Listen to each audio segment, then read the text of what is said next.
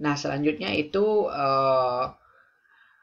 respon masyarakat terhadap implementasi kebijakan RHL di lapangan, yaitu kondisi lahannya. Mereka memperhatikan kondisi lahannya.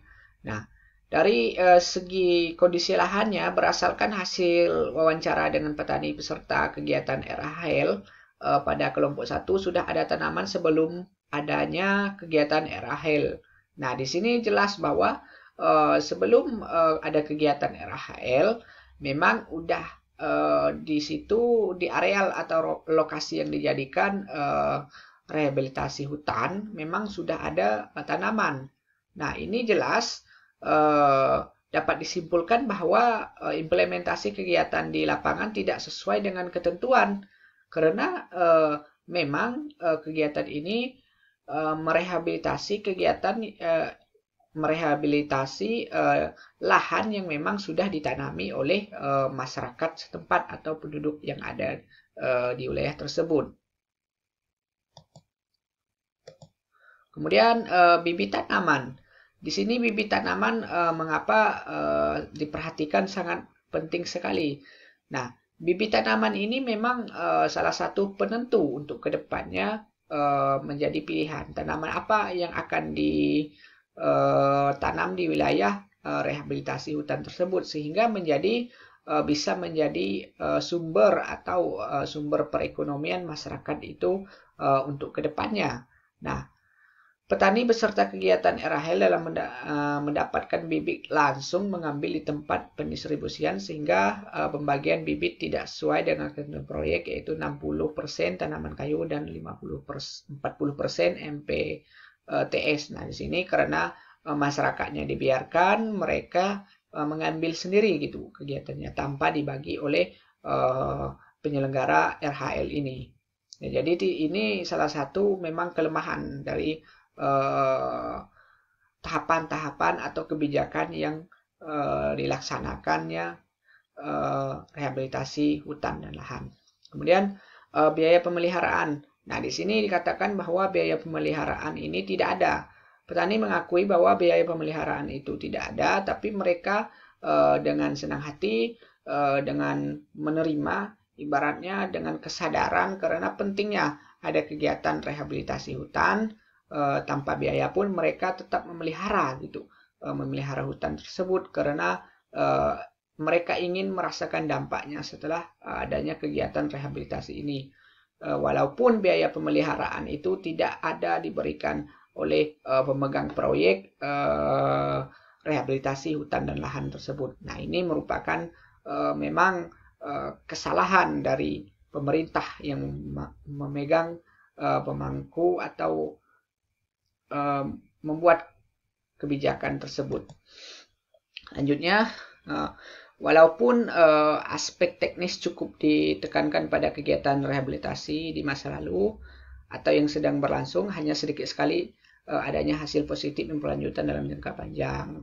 Nah, kenapa hal ini bisa terjadi? Karena dari awal kebijakan dari awal implementasi kebijakan-kebijakan pemerintah itu memang tidak benar, tidak sesuai dengan prosedur. Maka keberlanjutan rehabilitasi hutan ini tidak bisa dalam jangka yang panjang, hanya beberapa waktu saja.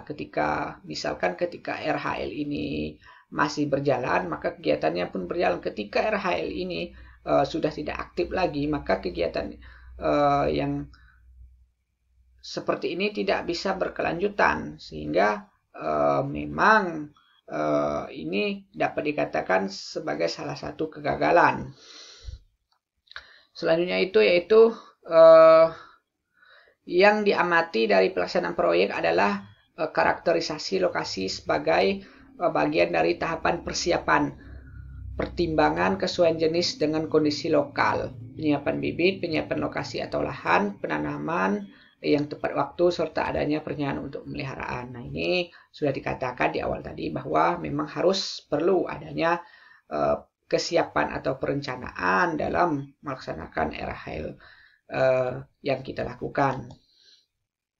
Dampak terhadap produktivitas lahan. Nah, yang pertama ini penanaman pohon dalam proyek rehabilitasi menghasilkan beragam jenis produk dengan sebagian besar proyek menghasilkan lebih dari satu produk seperti kayu, buah-buahan, kayu bakar, dan tanaman pangan atau sayuran sebagai tanaman tumpang sari. Nah, ketika diselenggarakan RHL ini dengan cara yang benar, maka memiliki dampak positif bagi masyarakat ataupun penduduk setempat.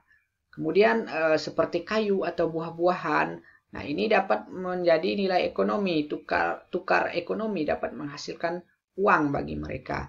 Sehingga memang kegiatan RHL ini memang sangat penting dilaksanakan dengan cara yang benar.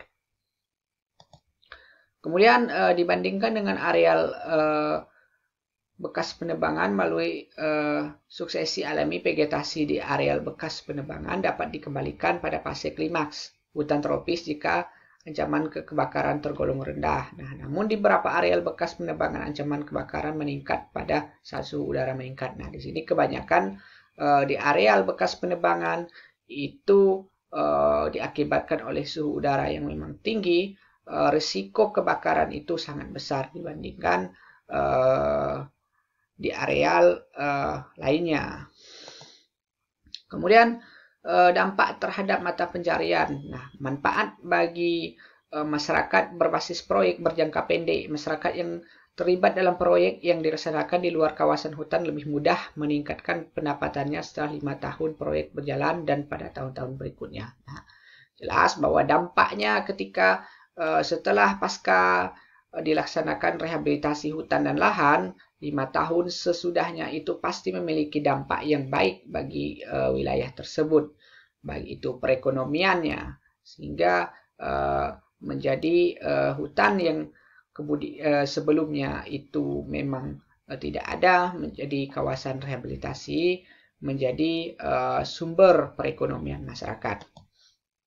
Nah, ini dampak terhadap hak akses masyarakat pada sumber daya hutan. Dampak terhadap hak akses masyarakat pada sumber daya hutan, kepastian pemilikan lahan dan akses pada pohon dan sumber daya hutan lainnya. Nah, di sini kepastian pemilikan lahan ini sudah jelas di sini karena sudah dilaksanakan rehabilitasi.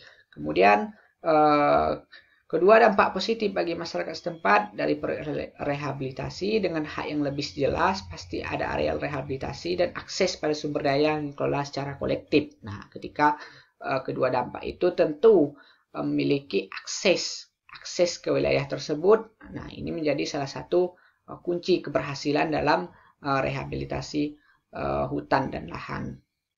Kemudian selanjutnya, tingkat rehabilitasi yang tertinggal oleh laju degradasi hutan dan alokasi anggaran rehabilitasi yang kurang efektif. Nah, di sini jelas ketika tingkat rehabilitasi hutan itu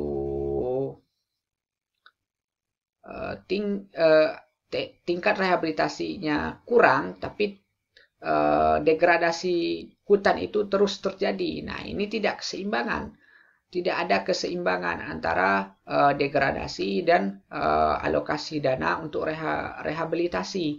Jadi ibaratnya kedua kegiatan ini memang harus seimbang. Ketika degradasi hutan itu melonjak, maka anggaran atau alokasi dana yang disuplai oleh pemerintah untuk melakukan kegiatan rehabilitasi juga besar. Nah, di sini tidak ada terjadinya keseimbangan. Maka tentu saja kegiatan ini menjadi kendala dalam melaksanakan rehabilitasi hutan. Nah, selama 3 dasawarsa terakhir tampaknya pemerintah Indonesia telah berusaha untuk mengatasi degradasi hutan yang semakin meningkat. Kemudian dan berbagai akibat yang ditimbulkan dari degradasi tersebut, namun target pemerintah untuk merehabilitasi 18,7 juta hektar dari tahun 1970-an hingga tahun 2004 tidak tercapai. Nah, ini merupakan kegiatan yang memang tidak tercapai atau gagal. Dan perlunya informasi kebijakan mengenai mekanisme penganggaran untuk menghindari pendanaan yang bersifat keproyekan. Nah, ini jelas informasi kebijakan itu harus terbuka sehingga penganggaran untuk pendanaan proyek itu dapat terkontrol dengan baik. Kemudian mengingat masalah klasik pada mekanisme pendanaan yang bersifat proyekan, maka kebijakan mekanisme penganggaran secara nasional sangat perlu direformasi. Nah, kalau bisa memang kebijakan pendanaan atau keproyekan ini mengenai anggaran itu harus direformasi ulang. Kemudian mengatasi penyebab deforestasi dan degradasi dalam kegiatan rehabilitasi dengan mengintegrasikan sebagai bagian dari rancangan kegiatan rehabilitasi. Nah, ini sangat penting dilakukan. Nah, mengintegrasikan sebagai bagian dari rancangan kegiatan rehabilitasi ketika adanya deforestasi hutan dalam kegiatan rehabilitasi tersebut. Nah, kemudian memastikan kelayakan ekonomi kegiatan rehabilitasi. Ini penting. Setiap kegiatan rehabilitasi harus mempertimbangkan atau memperhatikan kelayakannya terhadap perekonomian masyarakat setempat nantinya. Kemudian pengaturan kelembagaan. Nah, ini jelas pengaturan kelembagaan ketika misalkan di daerah tersebut sudah ada masyarakat peduli api misalnya. Nah, di situ tentu memiliki kepengurusan. Nah, disitulah kita berperan aktif atau berpartisipasi membantu mereka untuk mengaktifkan bagaimana cara mengaktifkan kelembagaan tersebut sehingga mereka dapat bergerak dengan baik atau bergerak dengan sendirinya secara mandiri. Kemudian memastikan pengadopsian menyikapi kesenjangan pengetahuan dengan memahami faktor penentu yang mempengaruhi tingkah laku masyarakat dalam pengadopsian. Kemudian perencanaan pengelolaan berjangka panjang untuk menjamin keberlanjutan kegiatan rehabilitasi. Mengembangkan skenario yang berbeda untuk merehabilitasi areal bekas penambangan. Nah, ini sangat perlu diperhatikan oleh pemerintah. Kemudian pemanfaatkan kebijakan desentralisasi sebaik mungkin. Kebijakan desentralisasi yang juga mempengaruhi pengelolaan kehutanan telah diterapkan sejak tahun 1998, walaupun masih terdapat banyak kekurangan. Kebijakan desentralisasi sebenarnya membuka peluang baru dalam proses perencanaan strategi rehabilitasi hutan dan lahan.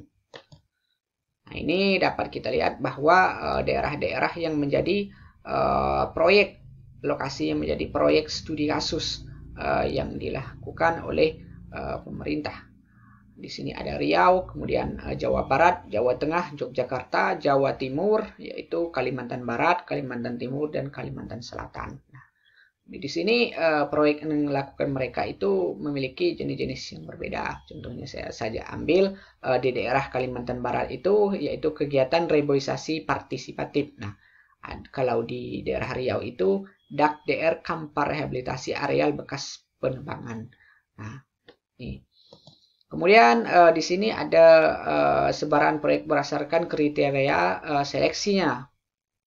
Itu adalah ini data yang saya ambil dari salah satu jurnal. Nah, dari HPH ini. Kemudian kondisi areal proyek, kemudian ada badan pelaksana, kemudian dalam kawasannya status areal proyeknya seperti apa. Kemudian dapat kita lihat di dalam di tabel ini. Ada pemerintah, kemudian lembaga internasional, BUMN, LSM, multi lembaga pemerintah, kemudian lembaga internasional, BUMN perusahaan swasta, kemudian LSM masyarakat, dan multi lembaga. Nah, jumlahnya ada 54 proyek di sini. Banyak proyek yang dianggarkan untuk kegiatan rehabilitasi hutan. Nah, bermacam-macam kawasan, ada dalam kawasan hutan, kemudian di luar kawasan hutan, dan ada pun di luar dan di dalam kawasan hutan. Kemudian selanjutnya mungkin presentasi saya sampai di sini saja. Apabila ada kekurangan saya mohon maaf. Billahi taufiq wal hidayah. Wassalamualaikum warahmatullahi wabarakatuh.